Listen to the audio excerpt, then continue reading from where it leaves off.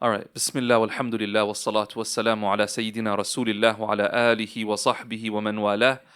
Amma ba'd. Tonight, inshallah, we aim to complete and finish our discussion of an article that we have been going through for the past 5 weeks or so. So just to kind of take you back to the article. It's an article written about 16 years ago by a sister from California. Her name is Hina Khan Mukhtar.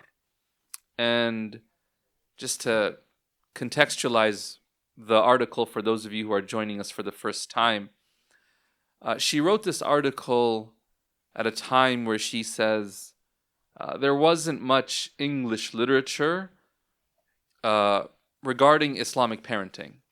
And so what she did was, when her first child was born, she began to interview any parents that she saw and that she felt had done a good job of raising their children. The criteria that she was using for having done a good job of raising their children was that the children were excelling.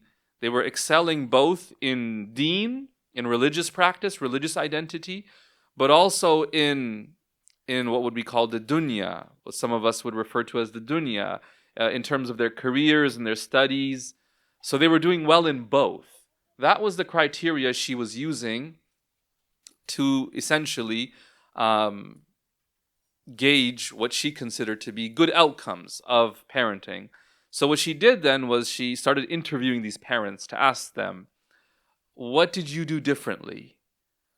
What was it about your parenting style or your parenting approach? What were the techniques, the tips that you can share that you think contributed to your children turning out the way that they did, mashallah? And she says she interviewed many parents. And then she essentially gathered the top 10 most common points of advice that these parents gave. And she wrote this article. You can still find it online. It's called Raising Children with Deen and Dunya. So we've been through 8 of the tips. And we're on number 9. And it reads that she consistently noted that these parents, or the children that she was impressed by, these children had a pious father who engaged them. So there's 2 points here. Number 1, there's an emphasis on father. I think all of us know that both parents play a role, naturally, in the raising of a child.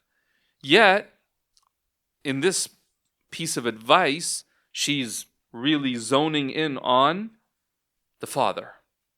The father was someone who was committed to religion, to Allah.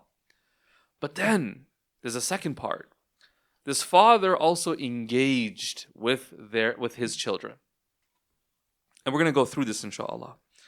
The key word being engagement.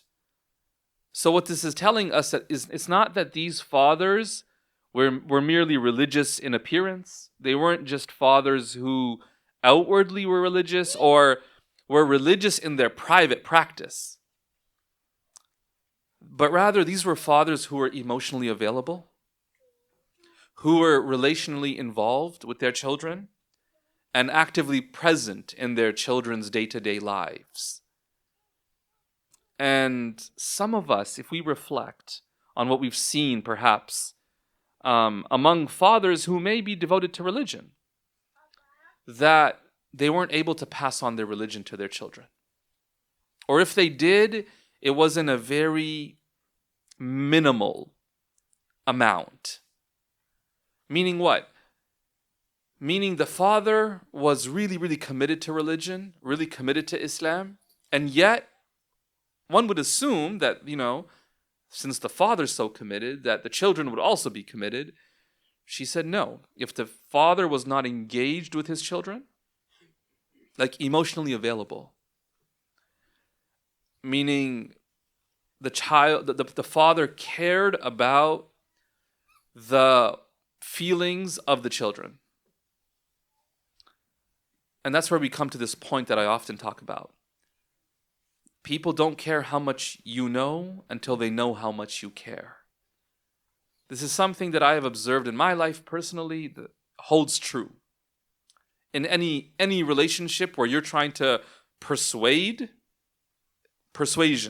whether you're a teacher, you're a parent, you are just a mentor, people don't care how much you know until they know how much you care. That's why it's not always the most intelligent approach to lead with your expertise. But if you can lead with letting people you know that you get them, I think it's from a marketing strategy, if you think about it. When the beginning of a video, right? The video opens and the person says what? They don't say, I'm a doctor. And some of us, when we hear that, we go, scroll, right? Swipe. We're not interested. But they might say, you know what? It's really frustrating when you go online, you check this, and it doesn't work. I'm just being very vague, right? Because I don't have an example in my head. But you go online, you check something, and it's not open. It says open, you get there, it's not open. Isn't that frustrating? And many of us will hear that and go, yeah, that's definitely frustrating.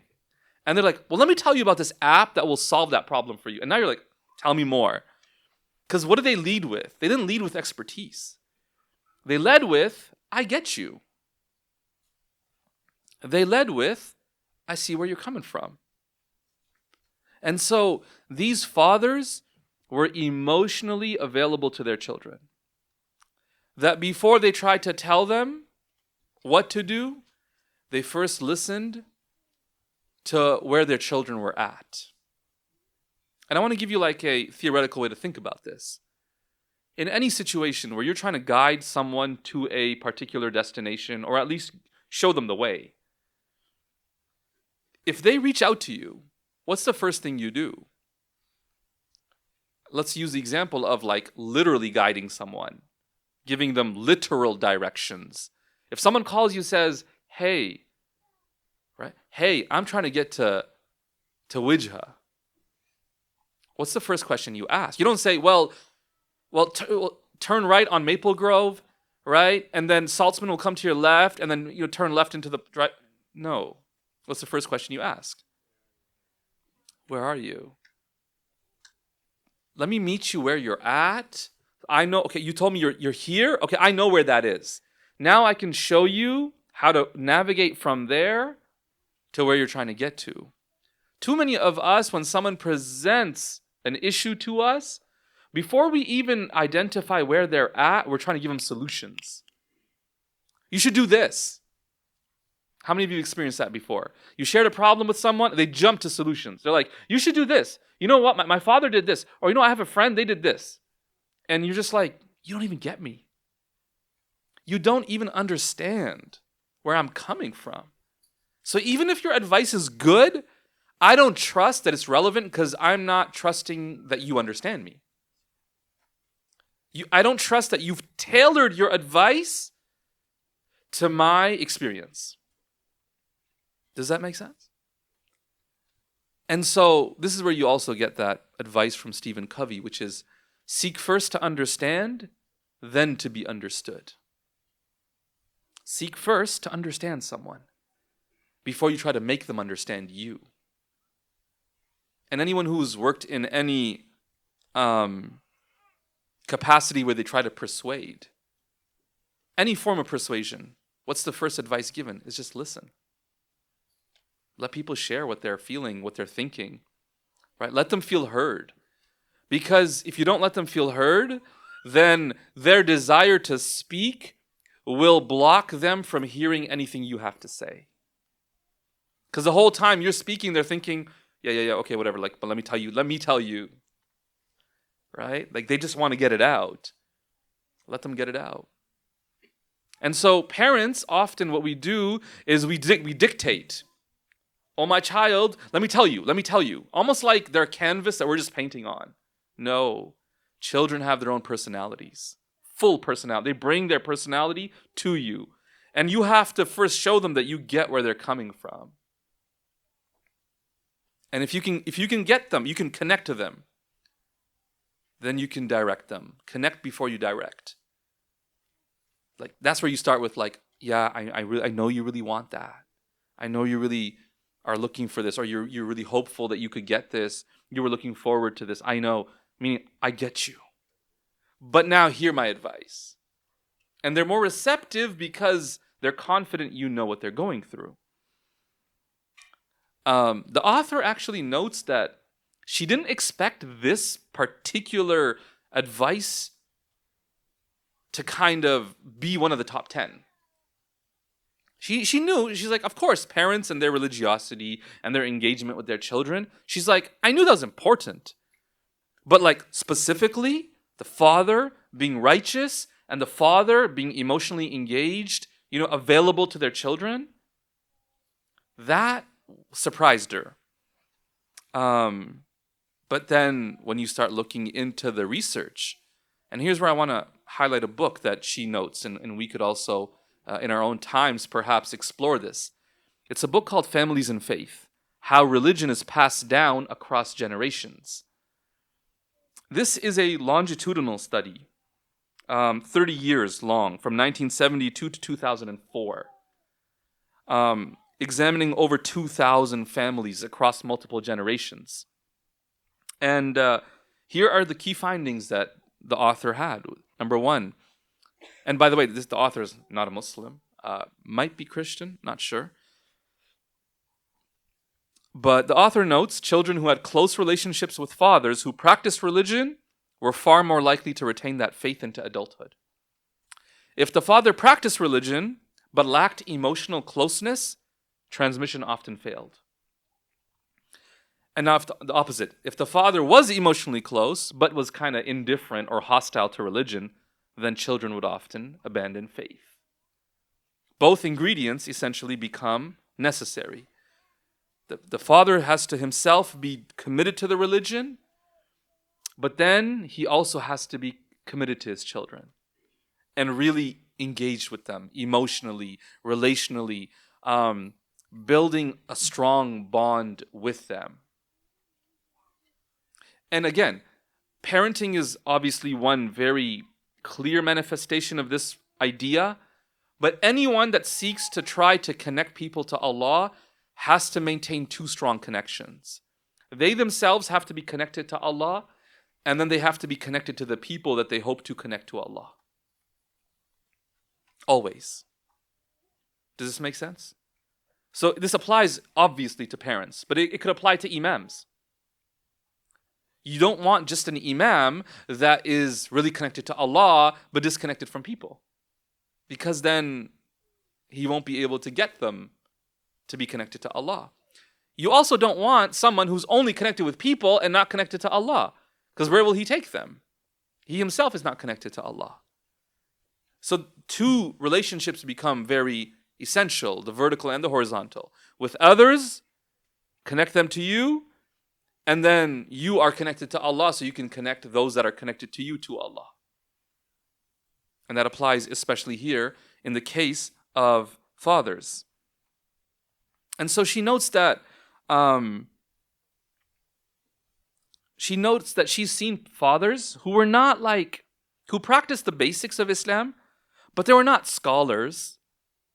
They were not really, really necessarily involved in religious preaching or anything like that. So no one would identify them as overly religious. But these fathers, practiced the basics of Islam and coupled that with a warm, consistent, emotionally attentive, active involvement in their children's lives. And those children often grew up strongly connected to Islam. There's like a trope in the Muslim community that imams' children, sorry, I don't know what I did there with the plural, but imams' children, they're often very far from religion. Y'all ever heard that one? How many of y'all have heard that saying? Oh, snap. It's definitely a trope here, eh? And there's a lot of reasons you could dig into why that is. I know we got a few imams' children here looking around stop looking at me, right? No, I get there's a lot of pressure on the children too, by the way. It's not easy growing up when everyone knows you and your father and but anyways, the everyone expects so much from those children. Because I mean, your father's such a righteous man. He's a leader of our whole community, right? Why are you not like that? And but if the father is so involved with the community and just not connected to his children as much, he's not able to pass on. He's not able to pass on that degree of religiosity. And you'll find other fathers that are not imams and not religious scholars and none of that, but they're just really committed to their children. They'll play basketball with them. They'll take them for drives. They'll play house with them. Seriously.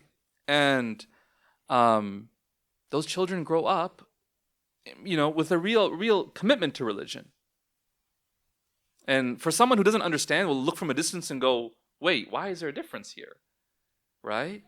If the father's religiosity determines the child's religiosity, because that's how we think it is. We think if the father's religious, the child will just necessarily be religious. No. In fact, our experience shows that's not the case.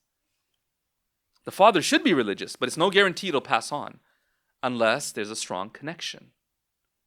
Right? Now, how do you build those connections? Well, we'll talk a little bit about that, but the underlying kind of point that we're learning from this is that children will imitate who they love, not just what they're told. Children will imitate who they love, not just do what they're told. This is so critical for all of us to take. I can't emphasize this enough in our times. The amount of young Muslims that I've spoken to that do have a difficult relationship with Islam because of their parents. It's so many. They love Islam. The kids love Islam. You talk to them, they want to be committed. But there's this association. They haven't learned to mentally separate, religion from their parents. And it's understandable why there's this type of fusion between the two concepts to begin with. Because you typically learn religion first from who? From your parents. So religion is strongly associated with your parents. And so when people go to start practicing, they're going to practice and it's going to bring to mind all the advice that their parents gave them. They're going to hear their voice of their parent in their head.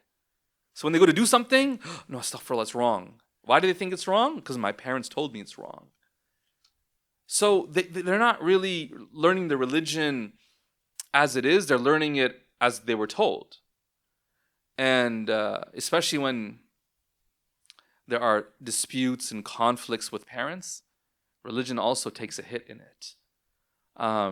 So a lot of times I'm there trying to speak to the young Muslim and trying to work with them to understand that you're an adult. You're now 19, you're 20, you're 21, and you're answerable to God. Nobody else. And your relationship with Allah is your own. It doesn't have to be dictated by your relationship with your parents. You should work on that relationship for sure. But your relationship with Allah, your mom telling you that you're going to go to hell is not it's not a guarantee that you're going to go to hell. Your father telling you that you're a terrible Muslim does not mean that you're actually a terrible Muslim necessarily. No. But again, when we hear that and we associate the two so strongly, it just feels like that's true. And so children imitate who they love, not just do what they're told. One of the things that the author of this book here, Vern Bankston, one of the things he notes is that the reason, and this is his theory as to why fathers play such a major role, it's that fathers play fathers play a certain role in the family. And that role is one of often, generalization here, one of structure, one of authority to some degree, right? And if religion is strong enough to guide such a strong figure in the family, it must contain some truth to it. I've heard people say this. I've heard people say that what strengthened their relationship with Islam was seeing how when their father was breaking down, like because the dunya was just falling apart for the father, just in a really tough spot, what kept their father upright was religion, was their connection with Allah. And the children said, when we saw the power of religion in the life of our father, we realized, wow, this religion truly has something special to offer. And if it can grant strength to such a strong man, then it surely will offer me strength in my life. And so it really reinforced the value of Islam in their life. One of the way that children, like one of the stories Hina tells, is a story of a father that would often take their children or child to Disneyland. Like my children are here. As soon as they said Disneyland, my daughters looked at me. She's like, so other fathers are taking their children. What about you? We'll go inshallah one day. Inshallah. So the children obviously love those trips. Right? The laughter, the excitement, the shared joy, the memories. The child notes one thing though, that whenever prayer time would come, the father would stop everything and say, come, in the middle of Disneyland, find some space on the side, surrounded by noise and crowds, and they would pray. And the children learn these two truths about life and religion, that Islam does not cancel joy, but Islam remains a priority even in joy. All right? Maybe that's Wonderland for us, huh? Anyone have any Wonderland memories like that? Yeah? Show of hands? Where you would go with family maybe, and it was a wonderful time, except for the 45-minute waiting in line, huh? Did some of y'all pay for the stuff that gets you ahead? There's special tickets, right? Fast Pass. See, I don't even know what it's called because I was not that. I didn't have that money, right? But yeah, and then when it's prayer time though, step aside, right? You find a place, you go pray. Trying to find halal food, right? Maybe your parents would bring food in, huh? Y'all would do your own like picnic. I know for sure the Gujaratis are doing it. No, wallahi, if you ever fly on a flight with Gujaratis, you're blessed. You're set. They're gonna bring their samosas and the bhajiyas. No, with no exact every trip I've been on, mashallah, y'all came through. Me, bro, nothing. May Allah forgive me. I need to become more like you guys, for real. Any of y'all experienced that? No, y'all haven't traveled to Gujarat. That's the problem. See, you gotta get. These are the friends to have, man. Y'all remember that Umrah trip last time, 2 times ago? Mashallah, some of y'all brought mad stuff. I don't know how you got to pass security though. Like, still, I don't understand how y'all do it. And even this recent Umrah trip, nobody had food except, mashallah, the Gujaratis. So respect to y'all. Respect to y'all. There's a story she also tells about, and I'm just sharing these stories as examples, because what's so important for us to do is to couple religious practice with bonding rituals. And this is where you begin to understand the idea of association. A positive association versus a negative association. Not just the action itself, right? But association. So she tells a story of a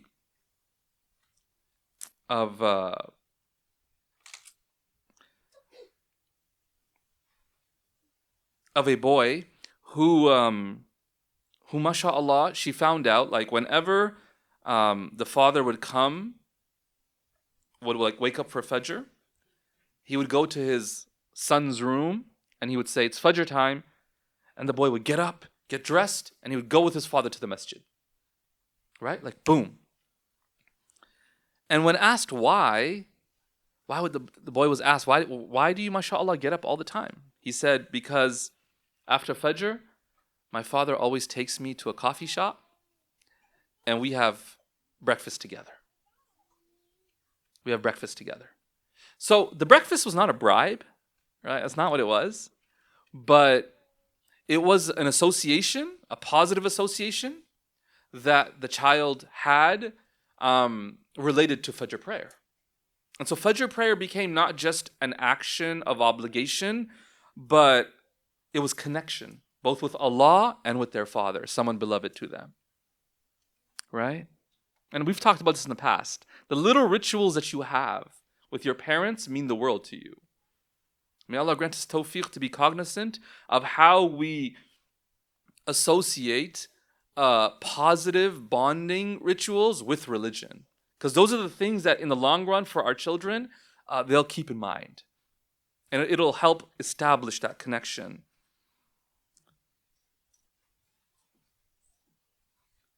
She notes that these fathers did not pass on religion by enforcing it like a tyrant or a ruler.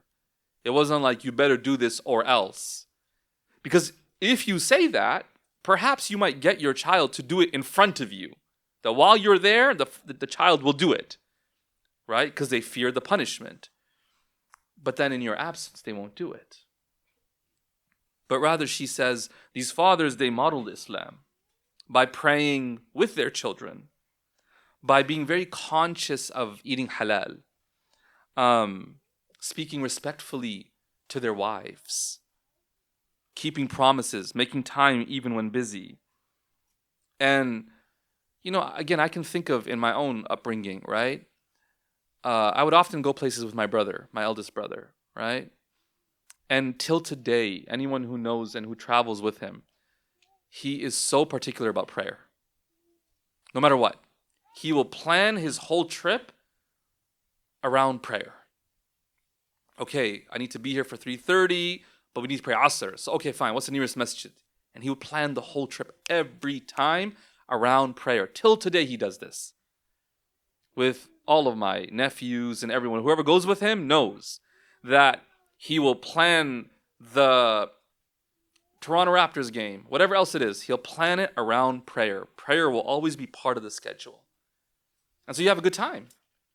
But there's another lesson being taught, that prayer cannot be neglected. Any of y'all have parents like that maybe? When you're planning a trip to go Niagara Falls? Of course, Niagara Falls, right? The first place that comes to mind. But like anywhere else, prayer is part of the plan. How many of y'all? Know either your parents or parents like that? Yeah. That's a powerful way to teach prayer. Besides, sit down, let me tell you about 5 prayers, right? And you teach the lesson. No, by living it. My brother he was also very particular about halal. He would also plan where to eat, and he would look into the restaurants, call them, whatever's going on. And accordingly then the lesson I would learn growing up is, okay, wherever you go, make sure wherever you eat halal, wherever you go, you're going to make sure you get your prayers in. MashaAllah, and these are practices. My eldest brother's not a scholar. He's not learned in that regard. Just everyday average Muslim, MashaAllah. But taught me so much. He taught me so much in showing me, what it looks like to go about doing fun things, but not neglecting your religion, right?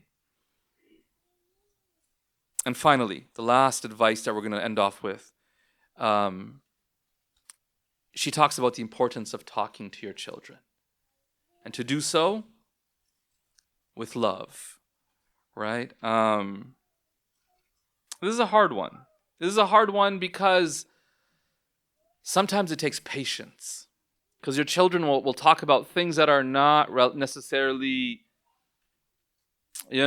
considered important in your daily affairs, right? You're worried about paying bills, and you're worried about, certain things you need to get done. But meanwhile, your child wants to talk about what? Something they saw in a cartoon, right? In a show. They want to talk about how their brother or sister stole the Hot Wheels car. And you just want to say, guys, stop fighting and just kind of move on. But the lesson that they take is that, oh, my concerns are not important. It's very hard, guys. I mean, as a parent, trust me, I'm with you. It's not an easy thing to, pause and bracket all your other concerns and give your undivided attention to your children as they want to share something with you. But it's so important, right? Because eventually they stop talking when they feel that there isn't a listening ear.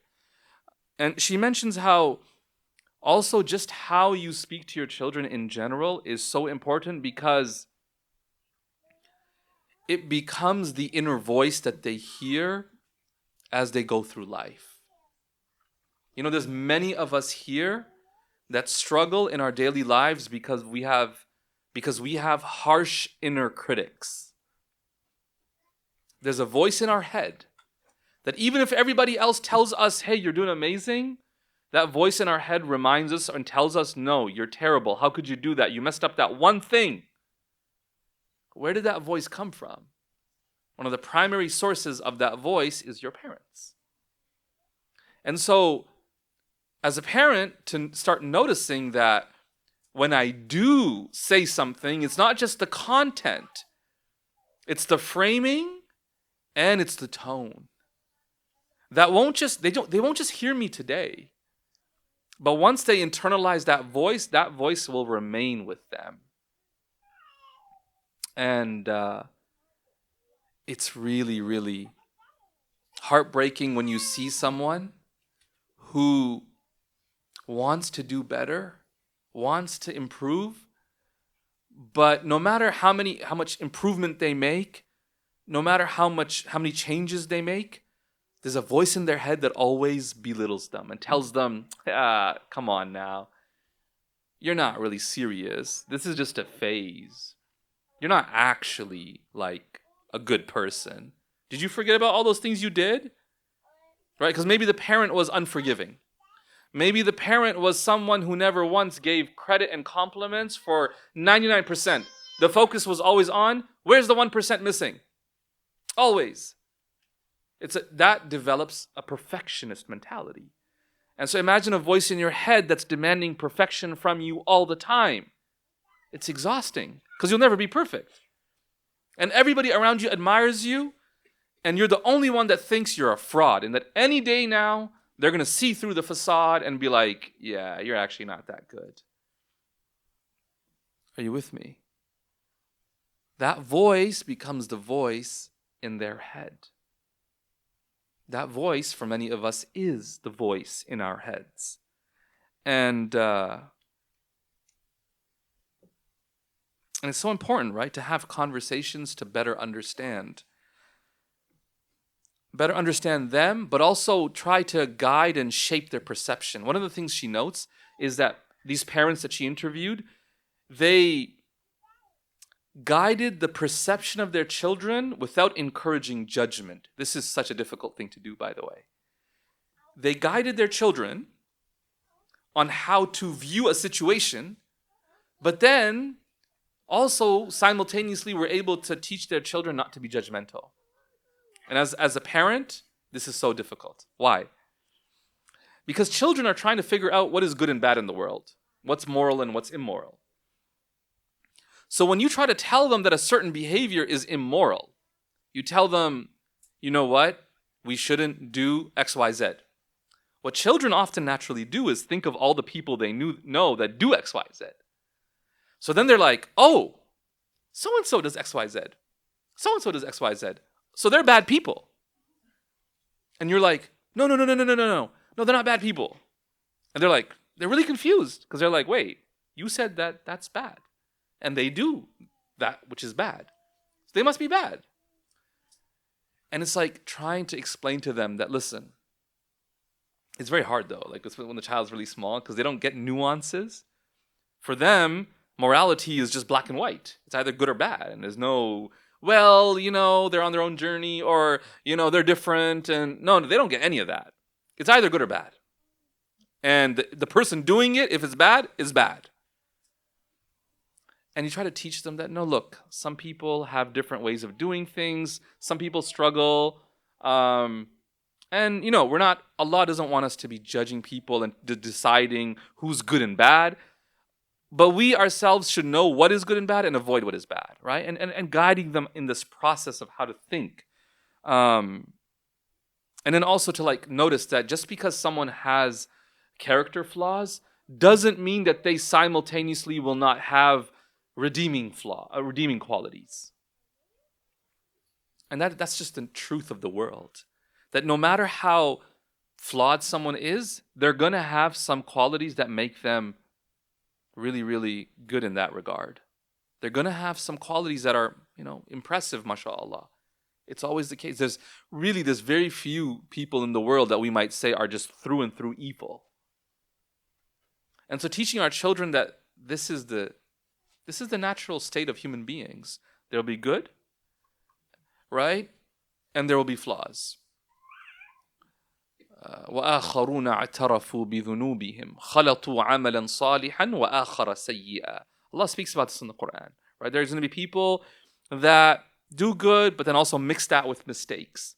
That's all of us, really. All of us, including me. We have some good that we do probably in our lives. Alhamdulillah, may Allah increase that. But we have our flaws. And such is human nature. Try and explain that to our children, right? Another part of talking to your kids is, here's the challenge a lot of parents have. There's going to be stuff out there, media out there, that is not always the greatest. Or that might have some good messages, but also has some questionable ones. What do? Do you shelter them from all of it? Can you? Is it possible? Without them feeling very deprived. It's very difficult. Because if you're able to do it, and this child begins to interact with other children, the children, those other children will ask them, hey, do you know this movie? Nope. Do you know this? Nope. Do you know this? Nope. Have you played this? Nope. Nothing. They have nothing. It's very hard to bond. Think about the ways that you bonded with people when you were growing up, right? You probably bonded over sports or shows or movies or music or something in the media, right? It's one of the more common ways that people bond. And that's only increased now with all the social media platforms and the on-demand streaming platforms we have now. Previously, it was like, do you watch that show on Sunday? There was like a time. But now, it's not even that. Now it's just on demand. So, this is a real, I think, debate parents have with themselves and with their partners sometimes. Like, do we just completely shelter them from all of it? There's an age-appropriate time to expose them, but at the age, do you show them if there's potentially something wrong in it? How do you navigate that in a realistic way? What she noted was that these parents did not shelter their kids. What they actually did instead was teach them how to frame the movie. And she gave an example. So one father watched Frozen with his children and then used it as a teaching moment.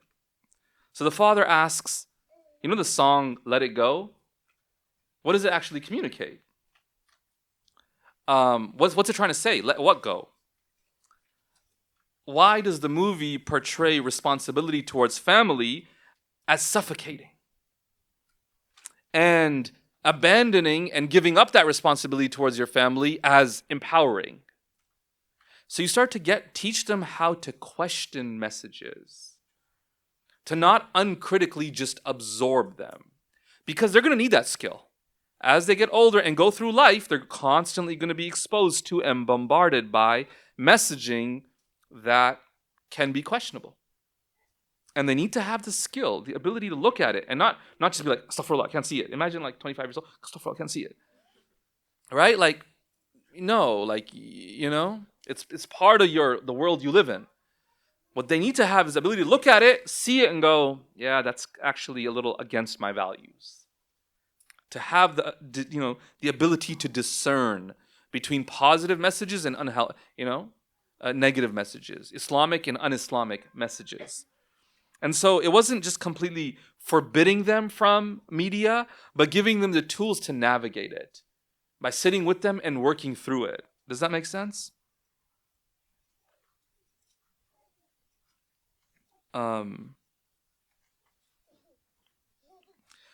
Yeah, the last thing I'll just say is this is one of the most, I think, important qualities which is why, we leave it for last here, that we develop with our children. And the reason is, so many of the negative experiences that children have, and I'm going to get really, really blunt here with this point. So many of the negative experiences that children have, when you ask them, why didn't they go to their parents to tell them about it? They often say things like, I felt like I would be blamed for it. I felt like my parents would not understand me, or I just wasn't comfortable talking to them about such things. And if you can think about it, that's a really isolating feeling for a young child.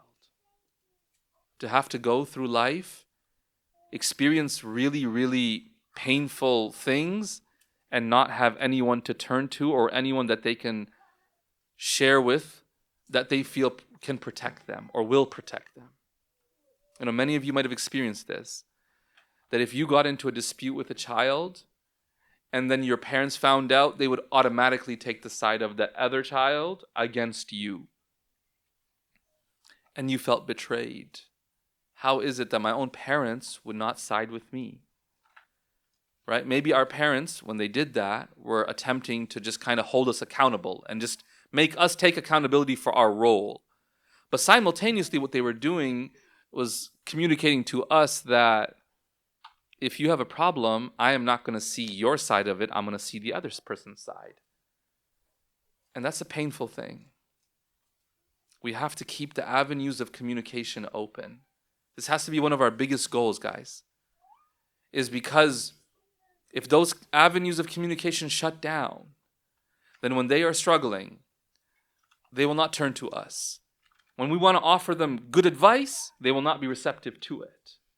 The avenues of communication must remain open, and so long as they're open, there's hope that something might get through to them, right? Because if once those shut down, the avenues of communication shut, there's no hope that anything will get to them because it's not even reaching them. It's not even reaching them. They're not even listening. The message doesn't reach them, right? So to really prioritize love, this is really essential. When parents ask me about religiosity, that's one of the first things I say. When it comes to parenting, I say, just show them love. Connect with them. Hold on to them. We're going to talk about this later on in another session, inshallah.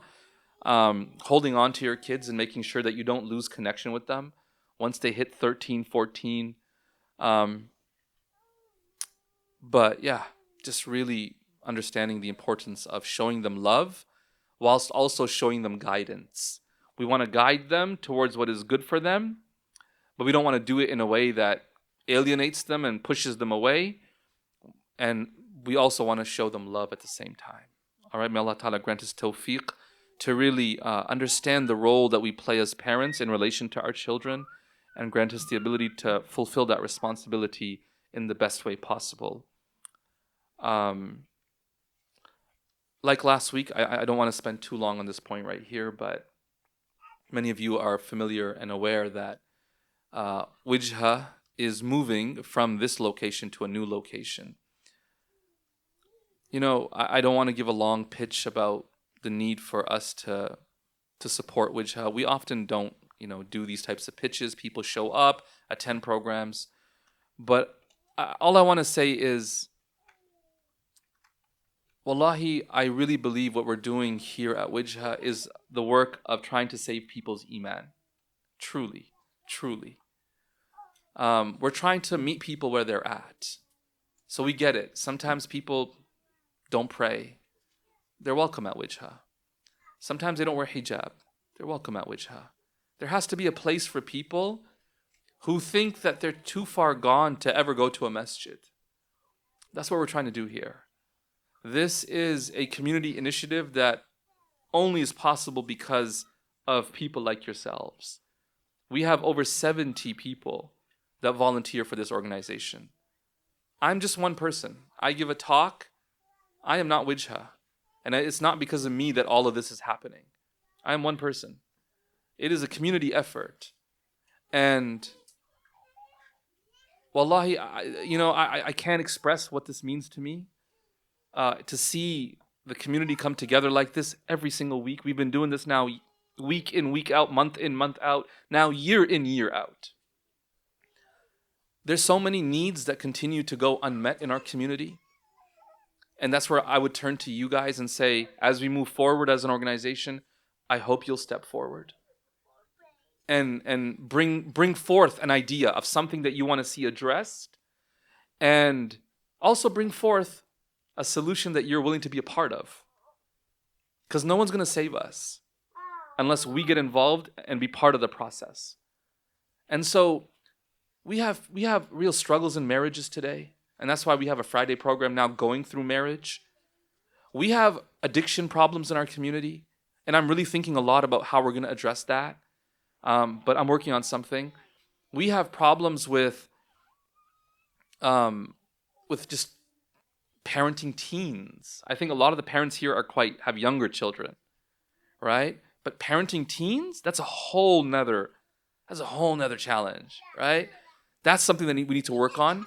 We have people that have gone through divorce.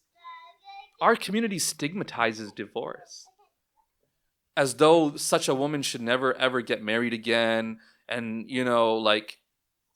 subhanAllah, women stay in abusive marriages often because they don't want to deal with the stigma of being divorced. How are we allowing this in our community? Why is there no support groups for them? Why is there no method of trying to help them rebuild their lives often or get married again? So we have a lot that we're struggling with, and there's no one that's going to step in to save us.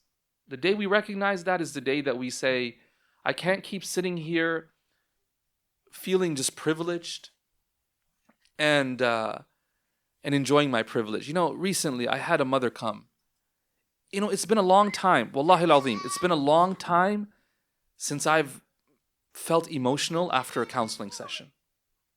Because at a certain point you hear so much that it doesn't affect you that deeply. You kind of hear it, you feel bad, you try to help, and they leave, and you kind of move on. You compartmentalize and you kind of get to the next task. SubhanAllah, this mother came in, and she came in with 4 kids. And they were all under 13. The oldest was 13. 13, probably 11, 7, maybe 5. And she had 2 teenagers at home. Not teenagers, actually, in university. So she has 6 kids. And her husband left her maybe 8 years ago. And she's struggling with her health. And her kids just fight. And she came to me and said, can you talk to my children? And I spoke to the older one, who's my son's age. And all I could see was my son. And I could talk to him for 20 minutes. That's all I could do. And then talk to the other son, who's 5. And I'm not experienced in talking to child therapy. I'm not a child therapist. So you know what happened? For the first 10 minutes with the child, the 5-year-old, the 6-year-old, he didn't talk to me because I kept asking him, what's going on? How are you feeling? And he's like, I don't know. He just wouldn't answer.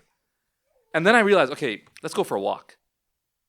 And as we're walking, he starts talking. Because when he's doing something, it's not a direct convo, he starts talking. And he's telling me how his mom's not fair and this and that. And then when I go to speak to the mother, she's just talking, Shaykh, I'm tired. I'm exhausted.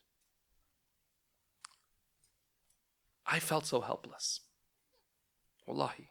I felt so helpless. What could I do? I could give advice. I could say, hang in there. I could say, take your children.